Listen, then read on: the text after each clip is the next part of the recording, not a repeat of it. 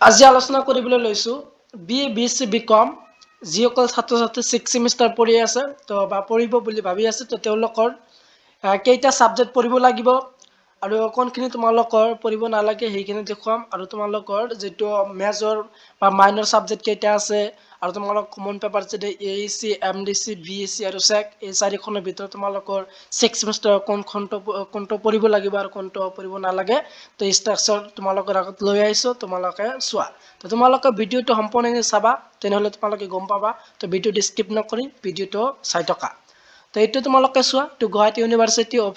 office of the academic register গুৱাহাটীৰ ফালৰ পৰা এইটো দিয়া হৈছে ডেটখিনি দিয়া আছে তোমালোকে চাবা তো আহা তোমালোকৰ 6 সেমিষ্টাৰ লৈ যাও তো 6 সেমিষ্টাৰ তোমালোকৰ কেইখন সাবজেক্ট পঢ়িব লাগিব 2026 বৰ্ষত হেইটো তোমালোকে ভালদৰে চাই লোৱা তো এতিয়া আছিল তোমালোকৰ ষ্ট্ৰাকচাৰ যেতিয়া তোমালোকৰ 23 বেচৰ হয় তো এইটো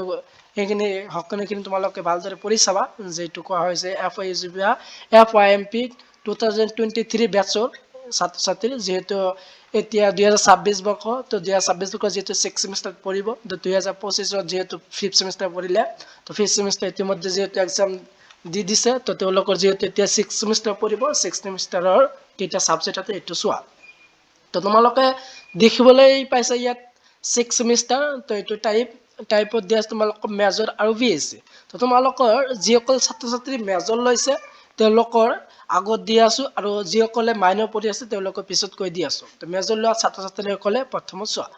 তো মেজৰ সাবজেক্ট কেইটা থাকিব তো মেজৰ তো এটো দিয়া আছে টাইপত মেজৰ তোমালোকৰ চাৰিখন পেপাৰ থাকিব যেনে মেজৰ 12 মেজৰ 13 মেজৰ 14 আৰু মেজৰ 15 তো যেহেতু ইতিমধ্যে তোমালোকে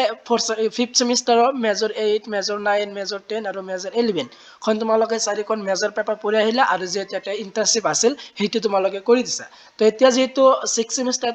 পাইছা গৈ তো 6 সেমিষ্টাৰ মেজৰ পেপাৰ 4টা থাকিব যি সাবজেক্ট তোমালোকে মেজৰ লৈছা সেই সাবজেক্ট এদি তোমালোকৰ 4টা পেপাৰ থাকিব আৰু এটা তোমালোকৰ কমন পেপাৰ থাকিব এই কমন পেপাৰটো হল ভ্যালু এডেড কোৰ্স বা সমগ্ৰ BSc যেটো কও তো তোমালোকৰ BSc এটা পঢ়িব লাগিব হেইটো হল তোমালোকৰ 2 ক্ৰেডিটৰ তো তোমালোকৰ 2 ক্ৰেডিটৰ BSc সাবজেক্ট পঢ়িব লাগিব তো 2 ক্ৰেডিট থাকিলে তোমালোকৰ BSc সাবজেক্টৰ টোটাল 50 মাৰ্কসৰ এক্সাম দিব লাগিব তোমালোকৰ দুটা যেটো এক্সাম তোমালোকৰ হয় সেমিষ্টাৰত ইন্টাৰনেল আৰু ফাইনেল এক্সাম তো তোমালোকে ইন্টাৰনেলত হ'ব তোমালোকৰ 20 মাৰ্কস BSc সাবজেক্ট আৰু ফাইনেল এক্সাম 30 মাৰ্কসৰ দিব লাগিব তাৰ এটো 2 ক্ৰেডিট হয় টোটাল 50 মাৰ্কসৰ এক্সাম দিব লাগিব তো তোমালোকৰ যেটো মেজৰ সাবজেক্ট আছে মেজৰ যেটো চাৰিখন পেপাৰ তো প্ৰতিটো মেজৰ পেপাৰই তোমালোকৰ 4 ক্ৰেডিট তো 4 ক্ৰেডিট থাকিলে তেনেহলে তোমালোকৰ 100 মাৰ্কস তো তোমালোক 100 মাৰ্কসৰ এক্সাম দিব লাগিব যেটো মেজৰ সাবজেক্ট আছে তো চাৰিটা সাবজেক্ট আছে তোমালোকৰ টোটাল 400 মাৰ্ক আৰু BSc তোমালোকৰ 15 মাৰ্কস তো তোমালোকৰ 6 সেমিষ্টাৰ টোটাল তোমালোকৰ 18 ক্ৰেডিটৰ এক্সাম দিব লাগিব আৰু টোটাল তোমালোকৰ কিমান মাৰ্কৰ এক্সাম দিব লাগিব 400 মাৰ্কৰ এক্সাম দিব লাগিব তো এটা আছে 6 সেমিষ্টাৰৰ তোমালোকৰ সাবজেক্ট খিনি তো তোমালোকৰ জনে যি সাবজেক্ট লৈছে সেইখিনি তোমালোকে মেজৰ পঢ়ি আছা তো হেইটো তোমালোকে কিনি লবা যেহেতু তোমালোকৰ জানুৱাৰীৰ হেকৰ পৰা তোমালোকৰ এক্সাম স্টাৰ্ট হ'ব তো তাৰ কাৰণে তোমালোকে কিতাপ পাতি কিনি লবা তো এইটো আছিল 6 সেমিষ্টাৰ মেজৰ লোৱা ছাত্ৰ ছাত্ৰীসকলৰ এতিয়া যিসকলে মাইনৰ পঢ়ি আছে তো মাইনৰ পঢ়ি থকা ছাত্ৰ ছাত্ৰীসকলে যেহেতু দুটা মাইনৰ পেপাৰ তো দুটা মাইনৰ পেপাৰে চাৰিটা টোটাল 4টা পেপাৰ থাকে তো তাৰ পিছত এটা BSc থাকিব তো যেনে মেজৰ লোৱা ছাত্ৰ ছাত্ৰীসকলৰ নিচিনাই যে মেজৰ পেপাৰ